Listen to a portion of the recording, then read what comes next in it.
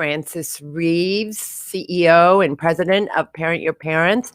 As you know, we deal with elderly issues, and one of them that has come to light recently because of COVID is loneliness and isolation. So my guest today is Dr. Ronda Fuchs uh, from Ronda Fuchs Counseling.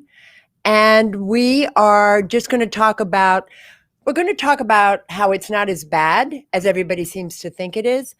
And even if you are feeling lonely and a little isolated, there's so much you can do. Am I wrong, Rhonda? Isn't there a lot we can do?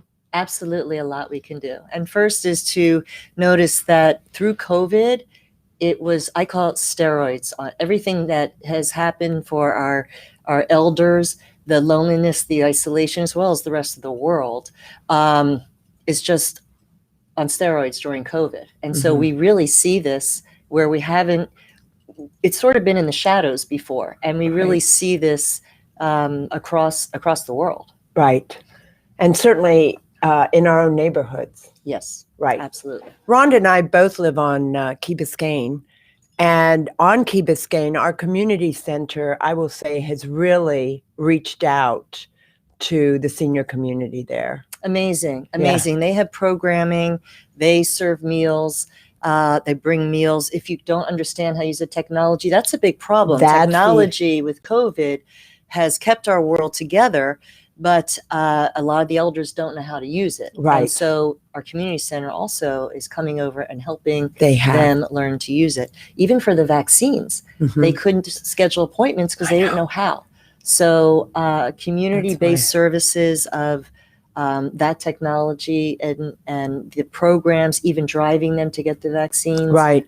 Really wonderful. It was. No, and there are a lot of communities who have done that. I think Pinecrest has. I think, and we're not going to get into vaccines and the disparate treatment. I've had that conversation, but I'm really gratified to see that more and more we as a county, as a community, are going to them, which also alleviates some of the loneliness and isolation. Absolutely. Absolutely. They're not used to this. And if they're widowed, and even if they're widowed during COVID, there's this sudden loss that they're alone, they're isolated. My mother's widowed a few years and now she's, was quarantined for a long time. And she said, the hardest thing is I'm watching something on TV, such great programming we're getting, but who do I talk to about it? So there's all levels of loneliness and isolation, which are two separate things. They are two separate things. In fact, I think loneliness is just more, I think I have it here somewhere. Isolation is about living alone and not having close relatives, whereas loneliness is having people around you, but for whatever reason, not being able to connect, whether it's your personality or COVID. And I know when I go see my sweet little senior, in fact, I'm going this afternoon, she still complains about loneliness. And even though I'm now allowed to visit her in person and we FaceTimed, the issue is when you're in an assisted living center or a nursing home, all they do is they put you in front of a TV and 3 times a meal come and serve you food. Yeah. There's nobody there to just say boo to or naughty word. Yeah, the nursing home situation is difficult anyway. Except that they can see each other in their community rooms there, but but with COVID, there's no visitors, and the staff is masked. So if there's any kind of, can't even see a smile. I know. And if there's any kind of dementia, these seniors. They're so confused. There's no routine. They don't know who's coming in their room. Right. The routine has really rocked them off. I did, when I was preparing for this interview, I did look at dementia a little bit. And here's what was interesting, that the more, I hate to say it this way, but the more demented you were, the less depressed, because you really didn't know any better. Whereas if you're, and if if you're going into dementia, there's this time when you're going in and out, in and out. And those were the folks who were really feeling not only the loneliness from COVID, but the isolation of never knowing when they weren't going to remember again. Yeah, that's as people, the beginning stages of dementia for people are very scary and frustrating, because you're aware to know you're not aware, you're not remembering. And besides knowing that the road to that is, keeps going, it's really very scary for them, and the anxiety and depression skyrocket then. And then then they're pretty much fully in dementia, and they really don't know. Yeah. So or care. Yeah. Or care. Well, we don't know that. But yeah. No, you're right. They just don't know. We don't know. I've read a lot of Dr. Agronin's books. He is the director of the Mind Center at Miami Jewish, and he talks about how dementia doesn't necessarily mean the end of life, because creativity is still there, and that's where you have to draw them out, and you have to remember. And this is the hard part, and it was a hard part for me with Mom. It's minute to minute. Yeah. You don't know if you're going to have them for 2 minutes or 5 minutes. And a lot of people talk about the looping. Well, you just have to listen to them over and over again, and I always say, get used to it. Right. At least they're talking. At least they're here. At least they're talking, and there are those moments. And for them, sometimes just the fact of, I listened to a program on 60 Minutes about our 90s plus, and there was a gentleman who was just beginning to have dementia, but he was still very clear. He was 96, and he said, "Well, I can reminisce, and the fact that I can still reminisce gives me some joy." Yeah. So I can't remember what happened 10 minutes ago, but it's really interesting. But really yesterday is alive and well. Yeah, that is nice. While also preparing, I prepared for my interview with Ronda. I read this article. This man is Dr. Dilip Jesti, and he's a professor of psychiatry and neurosciences and the director of Center for Healthy Aging. I love how we talk about healthy aging at long last, at the University of California, San Diego, who conducted this loneliness study. And he created the San Diego Wisdom Scale, which, if you're not a senior, I would fail. But it identifies wisdom as having a variety of components: compassion, empathy, self-reflection, the ability to give good advice to others. And the study showed, I thought this was so interesting. I might go back to school. The study shows that wisdom and loneliness do not seem to coexist. In other words, the more you experience life, which is where wisdom comes from, the less lonely you're going to be. Yeah. Now, have you run across this? Yeah, Rhonda? I think also with our elders, what happens sometimes, they begin to get a little self-centered. Like personalities get a little more ingrained as they get older. But those who have those qualities of compassion and empathy, that's giving, right? And so the more they think about somebody else versus themselves, there's less loneliness, because what are they doing? They're connecting. They're connecting. Yeah.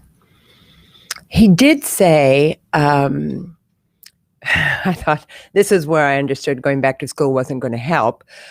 Obviously, this doesn't prove that increasing wisdom will reduce loneliness, but it points in that direction. So if you're listening to us today, one thing you want to do is like go to maybe one of those OLLI classes at University of Miami, or go and join a group, any group, like a walking group or a bridge group. Not that I play bridge well. Or a Go Fish group. That one. Yeah, I mean, just not solitaire. Yeah. That's right. So have you seen that in your practice? the wisdom versus, the people who are sort of. Yeah, I think the people, I mean, in my own practice, of course, they're coming to me because they are depressed, right? Yeah. or anxious. But many of them are lonely, or they're widowed, or their personality was never much to be engaged and to give. They were sometimes takers. So you really see the personality. And I do see in my elders that I counsel for bereavement, that the more they are engaged with others, the better they're moving through the process. Even ready for the next relationship. They could be 87 years old and they're getting ready to have a date, which is wonderful. And they have to sometimes keep their kids out of it because they don't want them dating. But it's really a great thing. And so for me as a therapist to see that person moving through that, the grief, the stages of grief, and come to a point that they can still honor their marriage and their relationship for 60 plus years, but there's still time left. And they want that connection. They want to live. Romance is something very important for our elders. And we, as a society, we sort of discard them. We don't, but people do. Oh no. And they're drives me nuts. They're not important. They can't help us. They can't always get the words out. They slow us down, whatever. And in other societies, they're so revered. They're revered. And we need to, and to remember that they're people. They may have, a different posture and aches and pains, but they're people who want to be touched. They want to be loved. They want romance. They want companionship. They want family. They want conversation. They don't want to be put in the chair in the nursing home. No, a lot of articles talk about how seniors really in our culture, the U.S. culture, are almost invisible. And I think that that's a travesty. I think first of all, I think if you see a little old lady crossing the street, you should run over to her and help her do that and ask her name. That'll make her day. Yeah, it will, just because someone recognized her. And do you see times like, besides life events, are there times like during the year when people are more lonely or isolated? Do you have maybe more clients? Sure. I mean, it depends, again, on their level of connection. So holidays, of course, can be really lonely. But if they have a family that's around them, then they're not so lonely, right? So it really depends, all about connection. We're pack animals. We need social support. Social support is one of the best ways to combat depression, right? We need socialization. We need social support. That's why overall, not just in our elders, depression and anxiety has skyrocketed through COVID. The social support isn't there. Socialization isn't there. Right. They can't even see their families. Right. But on back to your question, on other days, it could be an anniversary. That's if you're widowed, very, very lonely. It really depends on an individual's lifestyle or life plan, what would be lonelier. And so, Rhonda, when someone calls, when you're counseling someone who is just trying to get out of the loneliness and maybe fighting, and I don't know how to say this right, but I'm just going to say it the only way I know how. Maybe fighting. In other words, sometimes you feel like, well, I'm lonely because so-and-so died, and almost martyrish about it. What are your triggers? What do you try to trigger in that person to make them move forward out of the... Yeah, it's really hard when you're talking about the loss of somebody and being widowed, especially 60 years, it's your life, right? And everything you share, and you may not feel well physically, you may not be well physically, you may not feel it. And again, during COVID, what are you going to do? Online dating, yes, but what are you going to do? It's totally online, right? So it's really difficult for them, and there's no pushing through the grieving process. But I try with my clients to look at chapters. Okay. So the first chapter is before your marriage. Mm-hmm. Second chapter is your marriage. Mm-hmm. And the last chapter is the next chapter. We don't know what it is. It may Mm-hmm. be another relationship. It may not be. But that's a chapter. And what do you want to do in that chapter? How do you see that chapter? And some people are very content with, you know what? I had a great marriage. I'm done. I have my friends. I have my mahjong. I have my, my children, and I'm good. And other people want that, like I said with that gentleman, wants that next chapter. Right. And then some people are very bitter, and they're not really able to move on. And what makes them bitter? The bad marriage or their life? Could be. Why did I stay 60 years in this marriage? But that's another topic. But they're angry. Mm-hmm. Why me? Why now? Mm-hmm. Why do you have to go? Why'd she have to die? Mm-hmm. What about me now? And just made me think, if the caregiver dies of the marriage, the two, right? Yeah. If the caregiver dies, that spouse is in really a difficult place. Yeah. And so there's a lot of fear that surrounds that. Mm-hmm.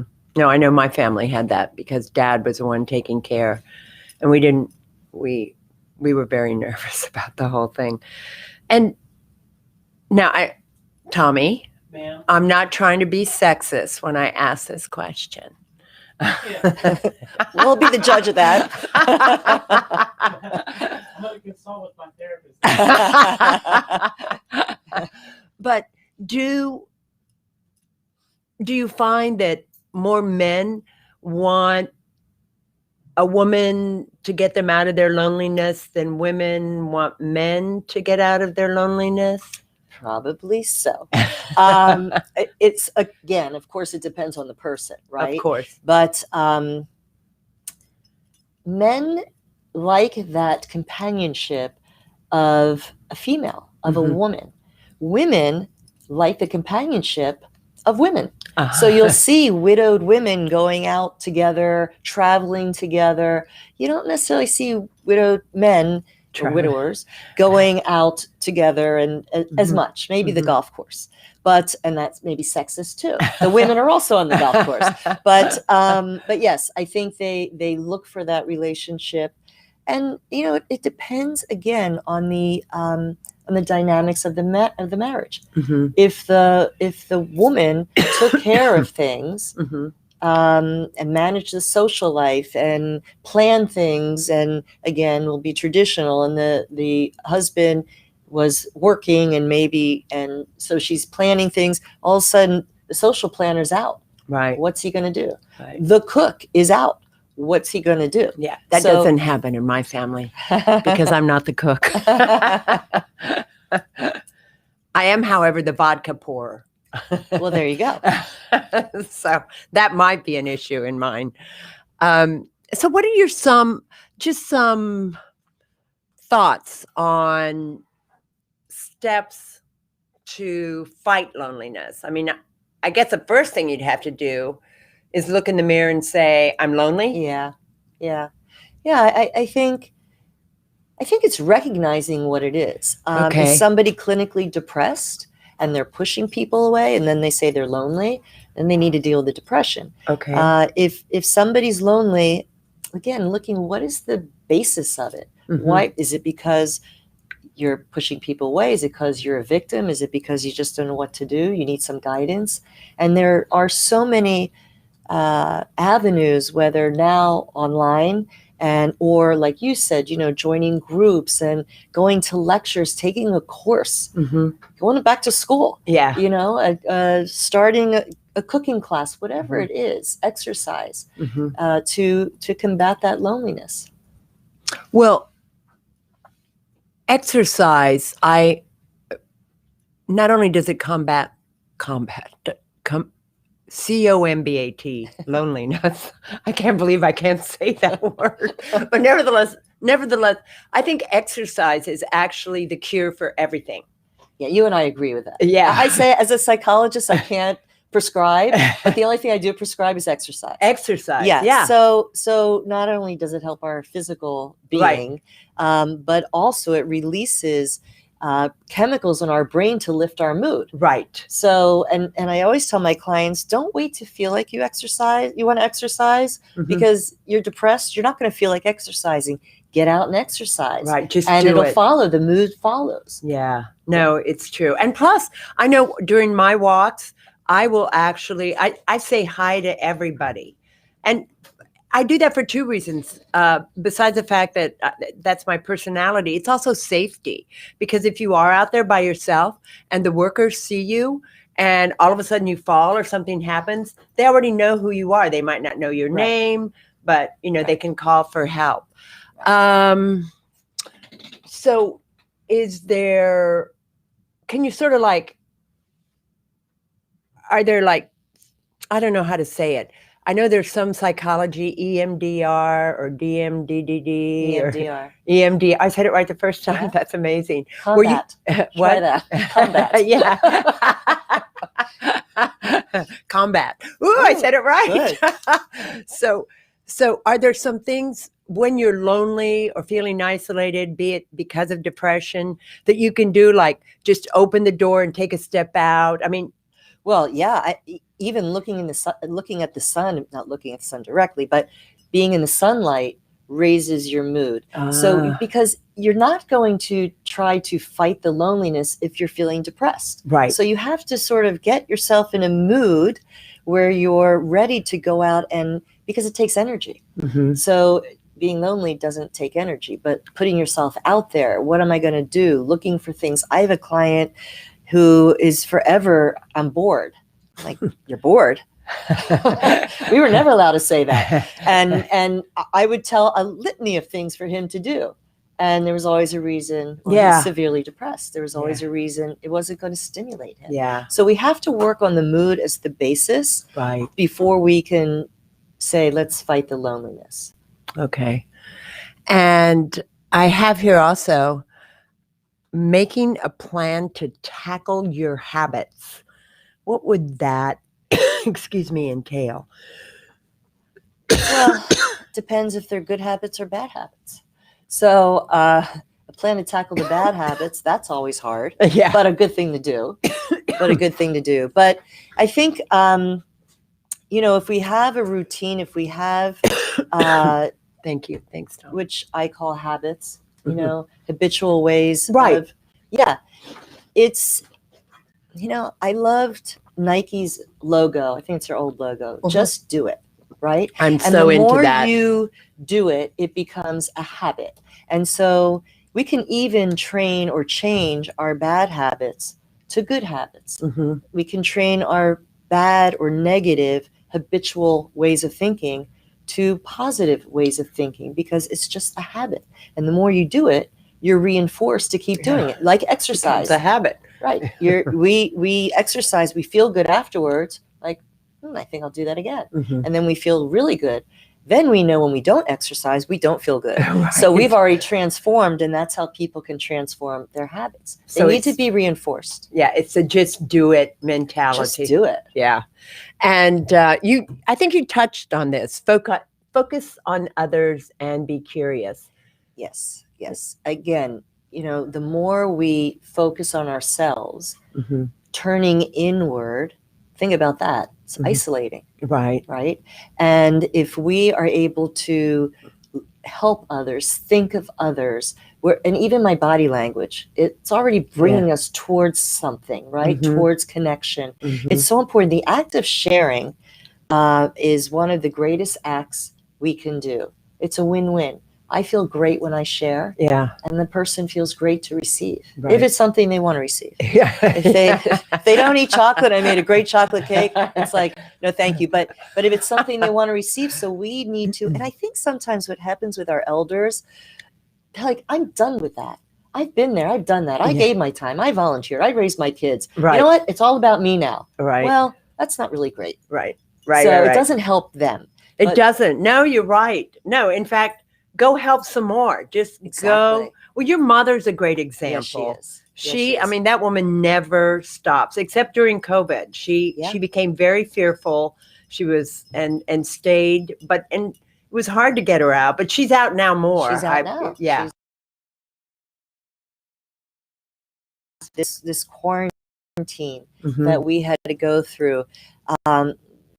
My prior job, I was a physical therapist. I remember one of our exercises, we had to be in a wheelchair to see what it was like of not having, accessible bathrooms or whatever, a day in a wheelchair. Ooh. And really could empathize with somebody who was in a wheelchair. Right. Well, I feel we've learned to really empathize, given our own isolation with our elders who are isolated, COVID or no COVID. And that feeling is really, it's not a good feeling. I think one thing COVID has shown us to that isolation point is the fact that we thought it was natural, or we accepted the fact that it was natural to put human beings in buildings where they shared a room with someone they'd never seen before. I mean, how? Yeah, it's not college. Right. Yeah, that's right. It's not college. Yeah. No. It's the nursing home situation. I mean, sometimes you say, well, what's the alternative? Right. So, but it's a sad alternative. It's a sad alternative for our senior. There are some college campuses. Somebody that used to live near us now lives on a college campus for seniors, for elders. She's in her 80s. Oh, wow. And they attend course there. She's going to college. It's amazing. Oh, that's great. Yeah. Well, I always thought, and I mentioned this to Dr. Agronin once, that why aren't senior, like nursing homes and assisted living centers, but for sure nursing homes, why aren't they near elementary schools where these kids can adopt a grandchild and two things happen? I mean, besides lighting up someone's life, kids are scared of seniors. Yes. Because they don't, some don't talk very well. Some are slower. They have walkers. Yeah, they can be scary looking to little kids. I was terrified of my great-grandparents who lived in a dark apartment. Yeah. And I was terrified because they scared me. Yeah. That whole it's interesting. Generational thing. Why aren't we doing that? Some groups used to, everything's pre-COVID. That's another pre-COVID, COVID, post-COVID will be the chapters. But, some groups would take kids into to nursing homes, right? I remember I took my kids when they were young to a nursing home. We made food for them.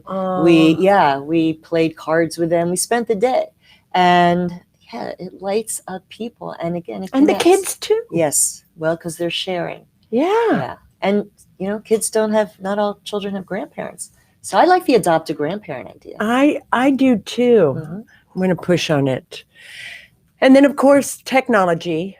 We have to have schools for our seniors. Key Biscayne's done a great job of that. But I think that Miami-Dade should just do Senior Technology 101. I think that would be a great idea. And that starts at what age? 55 to learn technology? I don't know. Tomorrow for me. Yeah. Yeah, this has been a that learning Excel curve. Spreadsheet that I hate so much. Yeah. Yeah, technology is really important. And right now we see the world is operating on technology because of COVID. And seniors were forgotten. Nobody thought they don't have a Twitter account. I mean, they thought Twitters were birds. Right. Right. And they don't know, they don't have smartphones. No. And they don't have, they're behind. And then, but you know what? It's been a learning curve for them too, because they have been taught and they have have to catch up. Yeah. The people who aren't lonely have done that. And we're almost out of time. So I'm also going to say you need to volunteer. Absolutely. You need to volunteer. Doesn't matter where. You can just go out and plant plants if that's what you like to do. Do you remember, Ronda, in Crandon Park, that lady who used to feed the animals? Do you remember her with her little BMW and she'd be out there and she'd be giving the geese and all those ducks? Yeah, my father used to feed out there too. Oh, did he really? Yeah. Oh, damn it. It's so important. The volunteers, and again, it's that act of sharing. Of giving. And, it's never too late. You're never done. And the joy that you give others, the joy that you feel, there's an accomplishment you feel, because that's the other part, the difficult I see with retired people, why their depression can increase. It's because now what? I You know, know. the spouse that maybe was home now says, oh, what are you doing home? But the other person is like, now what am I going to do? I have Right. no time to develop interests. Right. And I'm not feeling accomplished. I'm not, Right. you know, the CEO anymore. And so it's really important to have that sense of purpose, that sense Right. of accomplishment. And volunteering is one way to do that. And it's throughout a the huge decades. sense of purpose. It really is. And you're right. You feel really good. Well, Rhonda, I can't thank you enough for coming. It's been my pleasure. This has been Sharing, fun. yeah, sharing a little bit about loneliness, isolation, and how much really I know I'm a Pollyanna. Rhonda knows that too. But I'm looking forward to the last years of my life, whether they're 20 or 30. I don't know why I'm looking forward to them. I mean, I've had a lot of wonderful accomplishments just in the last 5 years, but it's like, and you know that it's an ebb and flow. Yeah. You go up and down. But the best thing I think about being down is you look in the mirror, you say, okay, I'm down. How do I get up? And that's really also how you combat loneliness and isolation, right? Right. And some people like you can do that on your own, Right. and other people can't. And that's why they need the assistance of friends or therapists or, you know, clergy, whatever it is. Right. Well, Rhonda had a lot to do with me getting up too. Don't let her fool you.